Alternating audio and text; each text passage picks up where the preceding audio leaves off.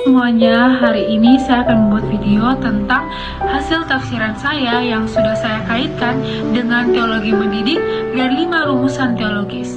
Langsung saja kita mulai videonya.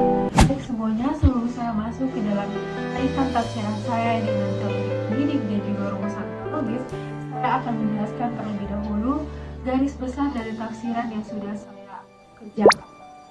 Jadi tafsiran saya itu yaitu terkait pergantian kepemimpinan Musa kepada Yosua, dapat di Bilangan 27 ayat 12 sampai ayat 23. Jadi Bilangan 27 ayat 12 sampai ayat 23 membahas tentang pergantian kepemimpinan dari Musa kepada Yosua, di mana Musa diperintahkan oleh Tuhan untuk naik ke Gunung Abarim untuk melihat tanah perjanjian. Namun dia tidak diizinkan untuk masuk ke tanah perjanjian karena ketidaktaatannya di Meriba.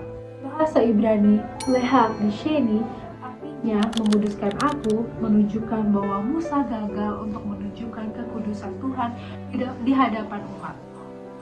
Musa kemudian berdoa kepada Tuhan agar Tuhan memilih pemimpin baru bagi bangsa Israel, agar bangsa Israel tidak seperti domba tanpa gembala. Di situ Musa menunjukkan kerendahan hatinya karena dia percaya sepenuhnya pilihan itu kepada Tuhan. Kemudian memilih Yosua bin Nun sebagai pengganti Musa karena ia penuh dengan roh hikmat. Musa lalu menumpangkan tangan atas Yosua. Dalam bahasa Ibrani, alismo dari kata sama yang berarti menumpangkan tangan atau menopang sebagai tanda penangguhan dan penyerahan kepemimpinan secara resmi di depan Imam Eleazar dan seluruh umat Israel. Baik semuanya, kita masuk ke dalam kaitan tafsiran saya dengan teologi mendidik. Jadi dalam tafsiran saya ini menjelaskan tentang bagaimana pergantian kepemimpinan dari Musa kepada Yosua. Di sini terlihat jelas bahwa Musa dan Yosua mempunyai ketaatan yang penuh kepada Allah. Sehingga kaitannya dengan teologi mendidik yaitu di mana bahwa dalam teologi mendidik itu tidak hanya tentang mengajarkan pengetahuan Alkitab, namun juga dalam membentuk sikap yang sesuai dengan kehendak Tuhan. Saat proses pengangkatan Yosua melalui penumpangan tangan menunjukkan proses pendidikan iman, di mana Musa tidak hanya memimpin, namun juga mendidik Yosua sebagai seorang yang akan melanjutkan kepemimpinannya. Nilai-nilai ketaatan yang ditunjukkan oleh Musa, kesiapan Yosua sebagai seorang pemimpin, menunjukkan bahwa Tuhan bekerja dalam proses pendidikan, yaitu dalam membentuk, mempersiapkan, membimbing seseorang untuk menjalankan tugasnya. Mendidik menunjukkan bahwa Allah bekerja dalam membentuk manusia melalui proses. Dalam penciptaan, Allah memelihara dan membimbing. Dalam dosa, Allah mendidik lewat teguran. Dalam perjanjian, Allah mempersiapkan pemimpin seperti Musa dan Yosua. Dalam hukum, Allah membentuk umat lewat aturan dan disiplin. Dan dalam pengharapan, Allah menuntut umatnya menuju rencananya. Jadi pendidikan iman adalah cara Allah dalam membentuk dan mempersiapkan umat sesuai dengan kehendaknya. Baik semuanya, sekarang kita akan masuk dalam 5 rangkuman teologis yaitu Allah dan penciptaan, manusia dan dosa, perjanjian dan keselamatan, hukum dan umat Allah, dan yang terakhir harapan eskatologis atau mesianis. Kita mulai dari yang pertama yaitu Allah dan penciptaan. Rangkuman teologis yang pertama yaitu Allah dan penciptaan. Pada awalnya rencana Allah selalu mempunyai tujuan yang baik di baliknya. Dalam Bilangan 27 ayat 12 sampai 23 terlihat jelas peran Allah di mana Allah adalah sumber kehidupan dan memelihara ciptaannya. Dalam tafsiran dan ayat ini menunjukkan bahwa Allah adalah Tuhan atas segala roh manusia. Hal ini menunjukkan bahwa setiap kehidupan manusia itu berasal dari Tuhan dan berada dalam kendalinya. Oleh sebab itulah Allah tidak membiarkan umatnya berjalan tanpa arah.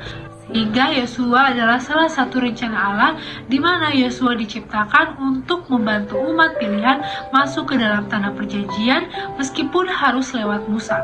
Sehingga hal ini menunjukkan bahwa memang sejak awal Allah bukan hanya menciptakan namun juga terus bekerja dalam memelihara, menuntun dan mengatur ciptaannya melalui manusia yang telah dipilihnya. Hingga lewat pengangkatan Yosua menunjukkan bahwa karya Allah sangat baik dan setiap manusia yang telah dipilihnya dipanggil untuk mengambil bagian dalam rencana Allah. Rumusan teologis yang kedua yaitu manusia dan dosa. Manusia sejak awal diciptakan diberikan free will untuk dapat melakukan apa yang sesuai dengan kehendak Tuhan atau melakukan sesuai dengan yang dikehendaki. Musa sebagai seorang pemimpin juga mempunyai kehendak bebas akan dirinya sendiri dan bangsa yang dipimpinnya. Saat perjalanan menuju tanah perjanjian, bangsa Israel lebih banyak mengeluh.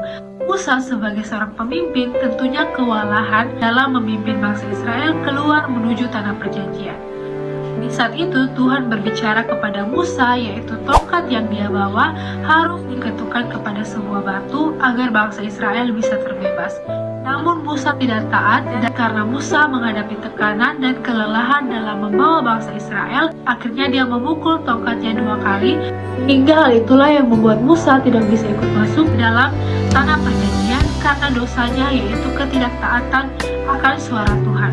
Dari sini saya bisa menyimpulkan bahwa setiap manusia itu mempunyai kelemahan yang membuat dosa mudah masuk ke dalam diri manusia tersebut. Pun dia adalah seorang pemimpin yang telah dipilih oleh Tuhan. Akibat dosa yang diperbuat oleh Musa harus rela menyerahkan estafet kepemimpinannya kepada Yosua.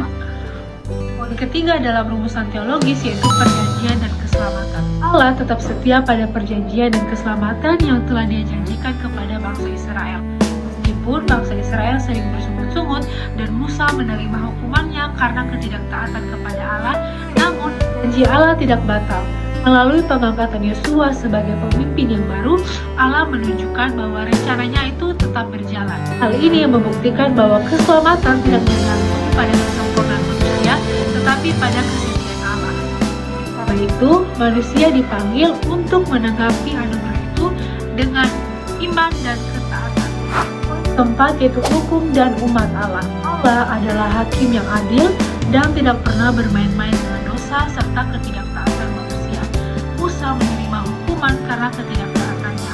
Begitu juga dengan bangsa Israel yang harus mengembara 40 tahun dan menerima berbagai hukuman karena sering bersungut-sungut. Semua tindakan manusia memiliki konsekuensi di hadapan Allah. Namun, hukuman Allah bukan hanya sebagai pembalasan, tetapi juga sebagai pengajaran agar umatnya menyadari kesalahan, bertobat, dan kembali kepadanya. Poin yang terakhir yaitu poin kelima, yaitu harapan eskatologis atau mesianik. Tanah perjanjian bukan hanya pemenuhan janji Allah secara jasmani bagi bangsa Israel, tetapi juga menjadi gambaran harapan eskatologis yang lebih besar. Kehidupan yang penuh kelimpahan dan damai menunjukkan pemeliharaan Allah serta janji keselamatan yang sempurna di masa depan. Kata Yosua sebagai pemimpin menggantikan Musa menunjukkan bahwa rencana Allah tetap berjalan meskipun manusia memiliki keterbatasan. Hal ini menunjukkan bahwa Allah setia menuntun umatnya menuju penggenapan janjinya yang kekal. Baik semuanya, sekian dari video saya. Terima kasih sudah menonton dan shalom.